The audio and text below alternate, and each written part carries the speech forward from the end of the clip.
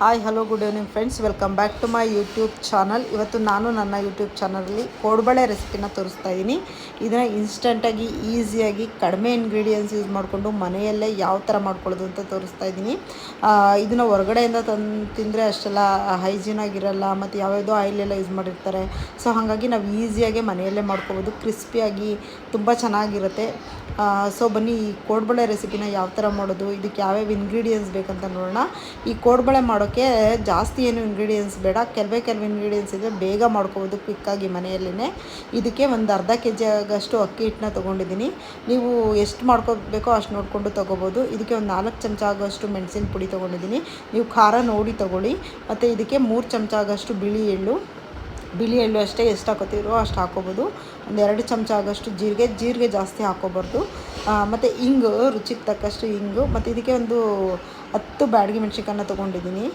ಇದು ಖಾರಕ್ಕಲ್ಲ, ಕಲರಿಗಷ್ಟೇ. ಮತ್ತು 1 ಕಪ್ ಆಗೋಷ್ಟು ತೆಂಗಿನ ತುರಿ ಯಾವಾಗಲೂ ಬಲ್ತಿರೋದು ಕಾಯನ್ನು ತೊಗೊಳ್ಳಿ. ಮತ್ತು ಇದಕ್ಕೆ 1 ಕಪ್ ಆಗೋಷ್ಟು ಹುರಿಗಡಲೆ ಹಿಟ್ಟನ್ನ ತೊಗೊಂಡಿದ್ದೀನಿ. ಈಗ ತೊಗೊಂಡಿರೋ ಒಂದು ಮಿಕ್ಸಿ ಜಾರನ್ನ ತೊಗೊಂಡಿರೋ ಮೆಣಸಿನ್ಕಾಯಿ ಮತ್ತು ತೆಂಗಿನ ತುರಿ ಮತ್ತು ಹಿಂಗೆ ಹಾಕೋತಾ ಇದ್ದೀನಿ. ಹಿಂಗು ಅಷ್ಟೇ, ನೀವು ಎಷ್ಟು ಬೇಕೋ ಅಷ್ಟು ನೋಡಿ ಹಾಕ್ಕೊಳ್ಳಿ. ತುಂಬ ಚೆನ್ನಾಗಿ ಹಿಂಗೆ ಫ್ಲೇವರ್ ಇಷ್ಟಪಡೋರು ಹಾಕ್ಕೋಬೋದು ನೋಡಿ. ನನಗೆ ಹಿಂಗೆ ಫ್ಲೇವರ್ ಇಷ್ಟ, ಸೊ ನಾನು ಸ್ವಲ್ಪ ಜಾಸ್ತಿ ಹಾಕ್ಕೊಂಡಿದ್ದೀನಿ. ಮತ್ತು ಮೆಣಸಿನ ಪುಡಿ ತೊಗೊಂಡಿದ್ದೀನಿ. ನೀವು ಖಾರ ನೋಡಿ ತೊಗೊಳ್ಳಿ, ನಾನು ಜಾಸ್ತಿ ಖಾರ ಇರೋದು ತೊಗೊಂಡಿಲ್ಲ ಇಲ್ಲಿ. ನೀವು ನೋಡಿ ತೊಗೋಬೋದು. ಈಗ ಇದನ್ನು ರುಬ್ಬಿಟ್ಕೊಂಡಿದ್ದೀನಿ. ಈಗ ಒಂದು ಬಾಣಲಿ ತೊಗೊಂಡು ಬಾಣಲಿಗೆ ರುಬ್ಬಿಟ್ಕೊಂಡಿರೋಂಥ ಮಸಾಲನ ಹಾಕ್ತಾಯಿದ್ದೀನಿ.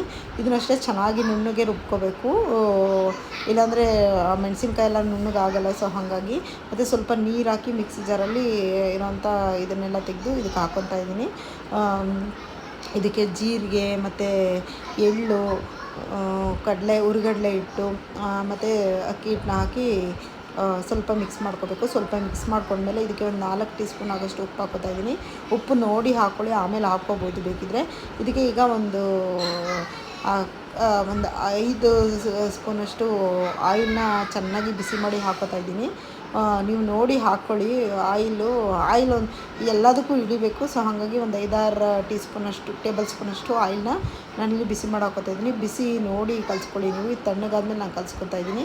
ಈಗ ಇದನ್ನೆಲ್ಲ ನೀಟಾಗಿ ಕಲಿಸ್ಕೊಂಡು ಇಟ್ಕೊಂಡಿದ್ದೀನಿ. ಇವಾಗಲೇ ನೀವು ಉಪ್ಪೆಲ್ಲ ಟೆಸ್ಟ್ ಮಾಡ್ಕೋಬೇಕು ಆಯಿಲ್ ಆಗೋಕ್ಕಿಂತ ಮುಂಚೆ. ಬೇಕಂದರೆ ಆ್ಯಡ್ ಮಾಡ್ಕೊಳ್ಳಿ, ಬೇಡ ಅಂದರೆ ಬಿಡಿ.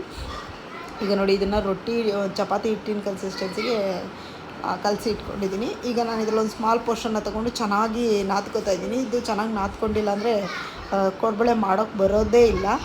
ಸೊ ಹಾಗಾಗಿ ಇದನ್ನು ಚೆನ್ನಾಗಿ ನಾದ್ಕೋಬೇಕು. ಸ್ವಲ್ಪನೇ ಪೋರ್ಷನ್ ತೊಗೊಂಡು ನೀಟಾಗಿ ನಾದ್ಕೊಳ್ಳಿ. ಈಗ ನೋಡ್ಬೋದು ನೀವು, ನಾನು ಇದನ್ನು ತೊಗೊಂಡು ನಾದಿ ಇಟ್ಕೊಂಡಿದ್ದೀನಿ.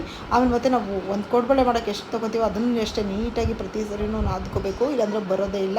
ಈಗ ನೋಡಿ, ನಾನು ಈ ಸೈಜಲ್ಲಿ ಮಾಡ್ಕೊಂಡಿದ್ದೀನಿ. ನಿಮ್ಗೆ ಯಾವ ಸೈಜಲ್ಲಿ ಬೇಕೋ ಆ ಸೈಜಲ್ಲಿ ಮಾಡ್ಕೊಬೋದು. ನಾನೀಗ ಫಸ್ಟ್ ಬ್ಯಾಚಿಗೆ ಒಂದು 25 ರೆಡಿ ಮಾಡ್ಕೊಂಡಿದ್ದೀನಿ. ಈಗ ಸ್ಟವ್ ಮೇಲೆ ಒಂದು ಬಾಣಲಿನ ಇಟ್ಕೊಂಡು ಡೀಪ್ ಫ್ರೈ ಮಾಡೋಕ್ಕೆ ಎಣ್ಣೆ ಎಷ್ಟು ಬೇಕೋ ಅಷ್ಟು ಹಾಕ್ಕೊಂಡು, ಎಣ್ಣೆ ಕಾದ ನಂತರ ನಾನು ಮಾಡಿಟ್ಕೊಂಡಿರೋ ಕೋಡ್ಬಳೆ ಎಲ್ಲ ಇದಕ್ಕೆ ಹಾಕಿ ಡೀಪ್ ಫ್ರೈ ಮಾಡ್ಕೊತಾ ಇದ್ದೀನಿ. ನೀವು ಯಾವಾಗಲೂ ಅಷ್ಟೇ, ಈಗ ಒಂದು ಮೇಜರ್ ಪ್ರೊಸೀಜರ್ ಏನಂದರೆ ಇದರಲ್ಲಿ ಇದನ್ನು ಹಾಕಿದ ತಕ್ಷಣ ಸ್ಪೂನಲ್ಲಿ ಎತ್ತಕ್ಕೆ ಹೋಗಬಾರ್ದು, ಜಾಲರಿಯಿಂದ ಎತ್ತಕ್ಕೆ ಹೋಗಬಾರ್ದು. ಎತ್ತಿದ್ರೆ ಎಲ್ಲ ಬ್ರೇಕ್ ಆಗ್ದಂಗಾಗಿ ಎಲ್ಲ ಒಡೆದೋಗ್ಬಿಡುತ್ತೆ. ಸೊ ಮಾಡೋಕ್ಕೆ ಬರಲ್ಲ, ಆಮೇಲೆ ಎಣ್ಣೆನೂ ಎಲ್ಲ ಹಾಳಾಗಿಬಿಡುತ್ತೆ ಬೇಗ. ಸೊ ಹಾಗಾಗಿ ನೀವು ಇದನ್ನು ಈ ನೊರೆಯೆಲ್ಲ ಕಮ್ಮಿ ಆಗೋವರೆಗೂ ನೀವು ಇದನ್ನು ಟಚ್ಚೇ ಮಾಡೋಕ್ಕೆ ಹೋಗ್ಬಾರ್ದು. ಡೀಪ್ ಫ್ರೈ ಆಗಿರೋದ್ರಿಂದ ಅದು ಆರಾಮಾಗಿ 2 ಸೈಡು ನೀಟಾಗಿ ಬೇಯುತ್ತೆ. ಸೊ ಹಾಗಾಗಿ ಪೂರ್ತಿ ನೊರೆ ಕಮ್ಮಿ ಆಗೋವರೆಗೂ ನೀವು ಇದನ್ನು ಟಚ್ಚೇ ಮಾಡೋಕ್ಕೆ ಹೋಗ್ಬೇಡಿ. ಈಗ ನೀವು ನೋಡ್ಬೋದು, ನೊರೆಯೆಲ್ಲ ಕಮ್ಮಿ ಆಗಿದೆ, ಎಷ್ಟು ಚೆನ್ನಾಗಿ ಬಂದಿದೆ ಅಂತ ನೀವು ನೋಡ್ಬೋದು. ಇದು ಅಷ್ಟೇ ಫ್ಲೇವರ್ ಹಿಂಗೆ ಹಾಕಿರೋದ್ರಿಂದ, ಬ್ಯಾಡಗಿ ಮೆಣಸಿನ್ಕಾಯಿ ಹಾಕಿರೋದ್ರಿಂದ ಫ್ಲೇವರ್ ಎಣ್ಣೆಯಲ್ಲಿ ಕರಿಯುವಾಗ ತುಂಬ ಚೆನ್ನಾಗಿ ಬರ್ತಾ ಇರುತ್ತೆ. ಈಗ ನೋಡಿ, ಇದೆಲ್ಲ ಫ್ರೈ ಆದಮೇಲೆ ನಾನೊಂದು ಬೌಲಿಗೆ ಟ್ರಾನ್ಸ್ಫರ್ ಮಾಡಿದ್ದೀನಿ. ತುಂಬ ಚೆನ್ನಾಗಿರುತ್ತೆ ಇದು ತಿನ್ನೋಕ್ಕೆ ಟೀ ಟೈಮಲ್ಲಿ, ಮತ್ತು ಮಕ್ಕಳಿಗೆ ಸ್ನ್ಯಾಕ್ಸಿಗೇನಾದರೂ ತಿನ್ನಬೇಕಂದ್ರೆ ಇದನ್ನು ಕೊಟ್ಟರೆ ತುಂಬ ಚೆನ್ನಾಗಿರುತ್ತೆ. ಸೊ ನೋಡಿದ್ರಲ್ವ ಫ್ರೆಂಡ್ಸ್, ನಾನು ಇದನ್ನು ಒಂದು ಏರ್ ಟೈಟ್ ಕಂಟೈನರ್ಗೆ ಹಾಕ್ಕೊಂಡು ಸ್ಟೋರ್ ಮಾಡಿ ಇಟ್ಕೋತಾ ಇದ್ದೀನಿ. ನೀವು ಇದನ್ನು 1 ತಿಂಗಳವರೆಗೂ ಆಚೆ ಕಡೆನೇ ಸ್ಟೋರ್ ಮಾಡಿ ಇಟ್ಕೋಬೋದು, ಫ್ರಿಜ್ಜಲ್ಲಿಡೋ ಅವಶ್ಯಕತೆ ಏನಿಲ್ಲ. ವಿಡಿಯೋ ಇಷ್ಟ ಆದರೆ ಲೈಕ್ ಮಾಡಿ, ಶೇರ್ ಮಾಡಿ, ಸಬ್ಸ್ಕ್ರೈಬ್ ಮಾಡಿ. Thank you.